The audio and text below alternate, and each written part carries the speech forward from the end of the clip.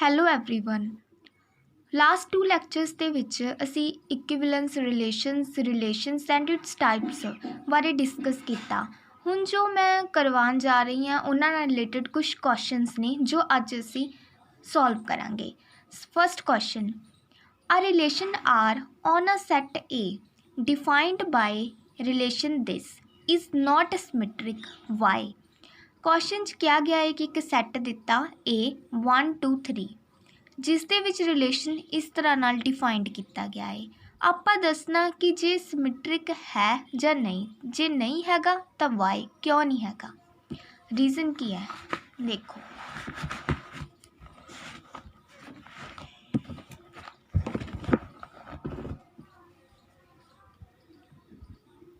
First solve, set ए दिता है 1 2 3, relation दिता होया है 1 1 1 2 3 3। सिमैट्रिक की कहंदा, सिमैट्रिक की कंडीशन की होंदी है कि if A B belongs to R then B A belongs to also R for all A belongs to A B belongs to A, जो भी आप लेता। इस दे अकॉर्डिंग कहते जे 1 1 है तो उसका उल्ट 1 1 R नू बिलोंग कर रहा। अब देखो 3 3 है, 3 3 भी बिलोंग कर रहा। अब आ जाता 1 2, देखो 1 2 बिलोंग कर रहा R, वेयर एज उसकी कंडीशन की कहती है कि उसका उल्टा 2 1 भी बिलोंग करना चाहिए आर नू, बट 2 1 तो आर दे रिलेशन च नहीं हैगा ना, तो does not belongs to R. तो आप इस तरह ये कह सकते हाँ कि this implies R is not symmetric. Okay, अब अपने को आ जाता सैकेंड क्वेश्चन। सैकेंड क्वेश्चन की क्या गया, फर्स्ट है if R is the relation less than for A to B write down the element corresponding to R। आप रिलेशन लिखना, जो रिलेशन डिफाइंड की गई है कंडीशन वो लैस दैन दी है, मतलब A के एलीमेंट्स B तो की होंगे लैस होंगे, तो वो कितना डिफाइन करेंगे। अब देखो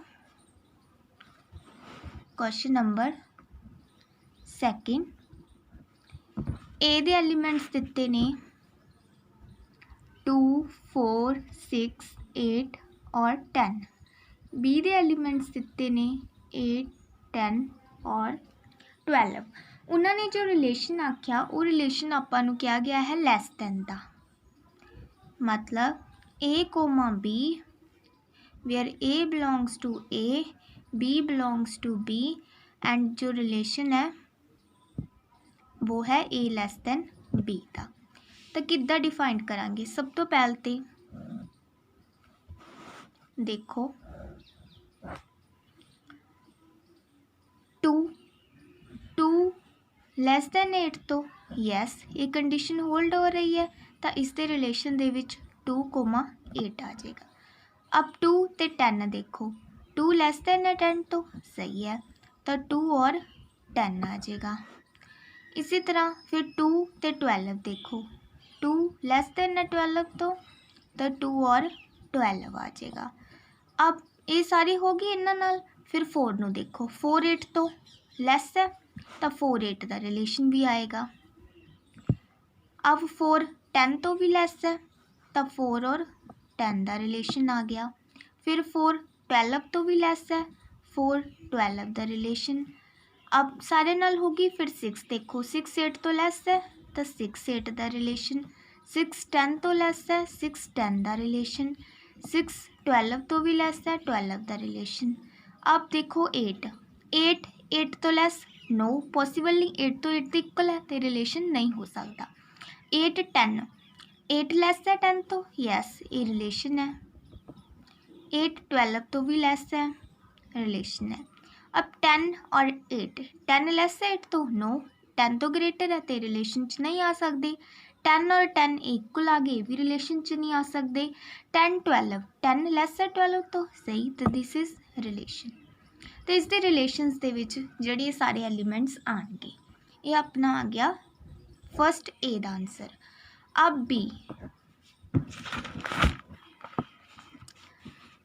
बी दे विच की किया कि if R is the relation greater than for A to B write down the element corresponding to R. इस दे विच किया गया है कि रिलेशन की जो कंडीशन दी गई है ग्रेटर दैन दी है, मीनस ए दे एलीमेंट्स होने की होने चाहिए ने बी तो वड्डे होने चाहिए ने। तो वो असी किद्दां सॉल्व करांगे। देखो ए सानू दिता गया है 1 4 और 5, बी दिता 1 2 4 5 6 और 7। रिलेशन दिता उन्होंने ग्रेटर दैन दा, मतलब ordered pair A B where A belongs to A, B belongs to B, A is greater than B. A the elements B तो की होने चाहिए ने, ग्रेटर होने चाहिए ने। तो इस दे लिए रिलेशन की बनेगा 1 1 तो ग्रेटर है, नो इक्वल है, दिस इज नॉट पॉसिबल। 1 2 तो ग्रेटर है, नो। 1 4 तो ग्रेटर है, नो। 1 5 तो नो, 6 तो नो, 7 तो नो, सब नाल हो गया। अब 4 चक्को, 4 1 तो ग्रेटर है, सही है, 4 1 आ जाएगा। 4 2 तो ग्रेटर है, यस। 4 4 तो नो, 4 4 इक्वल आ गए। 4 5 तो नो, किसी तो नहीं। फिर 5 देखो, 5 1 तो ग्रेटर है, यस। 5 2 तो यस, 5 4 तो यस, 5 5 नो, 6 किसी तो नहीं। तो ये रिलेशन के विच एन एलीमेंट्स हैं। ओके, अब अपना क्वेश्चन नंबर 3। क्वेश्चन नंबर 3 किया गया है कि give an example of relation which is, अपर एग्जाम्पल्स देनिया ने। कि उन्होंने फर्स्ट आपां क्या कि सिमेट्रिक होवे but neither reflexive not transitive. Symmetric की कंडीशन फॉलो करे, ना तो रिफ्लैक्सिव होवे ना ही ट्रांजिटिव होवे। तो इस तरह का आपां किस तरह का रिलेशन बना सकते हैं। फर्स्ट आपां कोई सैट कंसीडर कर लिया, लैट ए ले लिया आपां सैट, स्मॉल सैट ले लिया एक निक्का जा 1 2 और 3। आप एक रिलेशन डिफाइन कर लैने। रिलेशन सपोज अपने को कोई ले लो 2 3 3 और 2, ये रिलेशन ले लिया मैं अपने को। आपां की कराना सी कि सिमेट्रिक होवे, ना तो वह रिफ्लैक्सिव होवे और ना ही ट्रांजिटिव होवे। अब देखो रिफ्लैक्सिव की कंडीशन की कहती है, रिफ्लैक्सिव कहता हुंदा कि ए कोमा ए बिलोंग करे आर नू for all A belongs to A. But इहदे विच देखो 1 2 3 3 एलीमेंट्स पे आ, ना तो 1 1 है, ना 2 2 है, ना 3 3 है, मतलब 1 1 does not belongs to R. तो इट मीनस कि यह रिफ्लैक्सिव नहीं हैगा। अब ट्रांजिटिव भी नहीं होना चाहिए, तो वो चैक करते हैं। ट्रांजिटिव की कंडीशन कहती है if A B belongs to R, B C belongs to R, then A C belongs to R. अब देखो रिफ्लैक्सिव के लिए 2 3 आर नू बिलोंग कर रहा है, 2 3 कर रहा, 3 2 3 2 भी बिलोंग कर रहा आर नू। उस तो बाद कंडीशन की कहती है ए और सी करना चाहिए, मतलब 2 और 2 बिलोंग करने चाहिए ने आर नू। बट 2 2 इस दे विच कोई नहीं हैगा, तो 2 this does not belong to R, तो ट्रांजिटिव भी नहीं हैगा। उन्होंने आख्या सिमेट्रिक होना चाहिए है, सिमेट्रिक होएगा, यस। सिमेट्रिक की कंडीशन की कहती है, सिमेट्रिक कहता कि if A B belongs to R then B A belongs to R. तो होल्ड हो रहा 2 3 बिलोंग कर रहा आर नू, तो 3 2 भी 2 3 बिलोंग कर रहा आर नू, दिस इंप्लाइज 3 2 भी बिलोंग कर रहा आर नू। दैन ਤਾਂ ਦਿਸ ਇਜ਼ ਸਿਮੈਟ੍ਰਿਕ। ਸੋ ਆਪਾਂ ਨੂੰ ਇਸ ਤਰ੍ਹਾਂ ਦੀ ਐਗਜ਼ਾਮਪਲ ਮਿਲ ਗਈ ਜੋ ਸਿਮੈਟ੍ਰਿਕ ਹੈ ਬਟ ਨਾ ਟ੍ਰਾਂਜ਼ਿਟਿਵ ਹੈ ਨਾ ਰਿਫਲੈਕਸਿਵ ਹੈ। ਓਕੇ,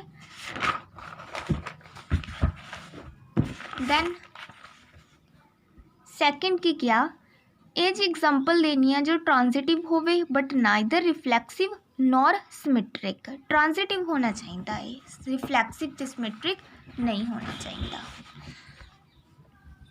ਤਾਂ ਉਸਦੇ ਲਈ ਆਪਾਂ ਉਹੀ ਕਰਾਂਗੇ, ਲੈਟ ਕਰ ਲਾਂਗੇ ਸੈਟ A ਕੰਸੀਡਰ 1 2 3 ਜੋ ਅਸੀਂ ਕਰ ਦਿੰਦੇ ਹਾਂ। ਇੱਕ ਰਿਲੇਸ਼ਨ ਡਿਫਾਈਨ ਕਰ ਲਿਆ, ਸਪੋਜ਼ 1 3 3 2 और 1 2। अब फर्स्ट की है रिफ्लैक्सिव चेक करांगे। आप इस तरह की एग्जांपल देनी है जो ट्रांजिटिव होवे, ना रिफ्लैक्सिव होवे ना सिमेट्रिक। रिफ्लैक्सिव नहीं होनी चाहिए। रिफ्लैक्सिव की कंडीशन जो की है कि 1 1 2 2 3 3 बिलोंग करने चाहिए रिलेशन आर दे विच, but 1 1 does not belongs to this relation, तो एक ही है रिफ्लैक्सिव भी नहीं हैगा। सिमेट्रिक की कहती है, सिमेट्रिक कहती है कि जो 1 3 आर नू बिलोंग करे तो 3 1 भी आर नू बिलोंग करना चाहिए है, बट 3 1 इस दे विच किते है ही नहीं, तो does not belongs to R, तो यह सिमेट्रिक भी नहीं। ट्रांजिटिव,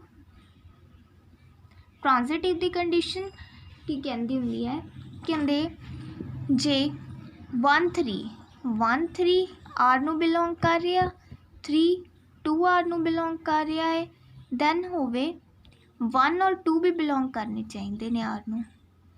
1 2 आर नू बिलोंग कर रहा, इट मीनस ए ट्रांजिटिव। सो अपन नू एग्जाम्पल मिल गई जो ट्रांजिटिव है but not reflexive not symmetric. Question number third आ जाता पॉइंट। थर्ड पॉइंट की कहता, ये जी एग्जाम्पल दो जो रिफ्लैक्सिव होवे, सिमेट्रिक होवे बट नॉट ट्रांजिटिव, ट्रांजिटिव नहीं होनी चाहिए। उसके लिए असी की करांगे, वही सैट हमेशा आप ए 1 2 3 वाले ही रखांगे। तो उसके लिए रिलेशन डिफाइन कर लैने।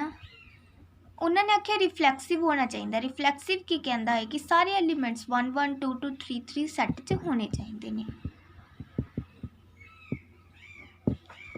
एंड इस तरह का 2 3 ले लिया, 3 2 ले लिया, 1 2 ले लिया, 2 1 ले लिया। आप शो करवाना कि वो रिफ्लैक्सिव सिमेट्रिक होएगा बट ट्रांजिटिव नहीं होना। अब देखो रिफ्लैक्सिव, रिफ्लैक्सिव की कहता 1 1 2 2 3 3 ये सब की ने बिलोंग कर रहे हैं आर नू, इट मीनस ये रिफ्लैक्सिव तो हैगा ही है। अब सिमेट्रिक, सिमेट्रिक कहता कि जे 2 3 आर नू बिलोंग कर रहा है, दैन 3 2 भी करना चाहिए है। यस 3 कर रहा, 1 2 है तो 2 1 भी पिया, इट मीनस ये सिमेट्रिक भी हैगा है।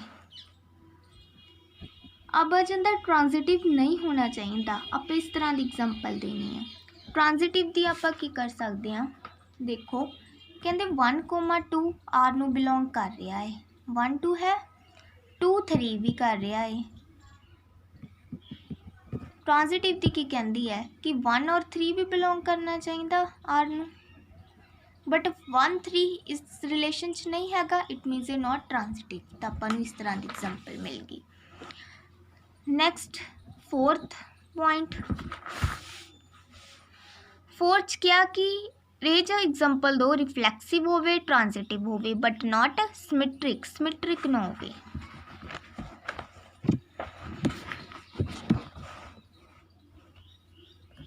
Set A is equal to 1 2 और 3। तो मैं रिलेशन डिफाइन करूँ 1 1 2 2 3 3 एंड 1 2। अब देखो रिफ्लैक्सिव चेक करिए, 1 1 2 2 3 3 ये सब की ने बिलोंग कर रहे आर नू, तो यह रिफ्लैक्सिव है। सिमेट्रिक भी करिए, 1 2 बिलोंग कर रहा है आर नू, बट की है 2 1 करना चाहिए आर नू बिलोंग, 2 1 इस रिलेशन च नहीं हैगा, इट मीनस ये सिमेट्रिक नहीं हैगा। ट्रांजिटिव दे लिए देखो 1 2 1 2 बिलोंग कर रहा है आर नू, 2 2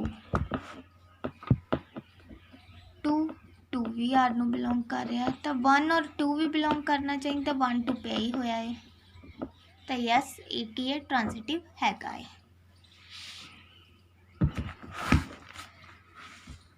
लास्ट रैगी 5th पॉइंट, जो सिमेट्रिक होवे एंड ट्रांजिटिव होवे बट नॉट रिफ्लैक्सिव, रिफ्लैक्सिव नहीं होना चाहिए, तो उसके लिए असी सैट ले लांगे, लैट ए ले लिया 1 2 3 आर रिलेशन 1 2 2 1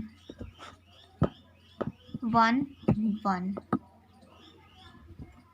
ओके देखो रिफ्लैक्सिव चेक करिए,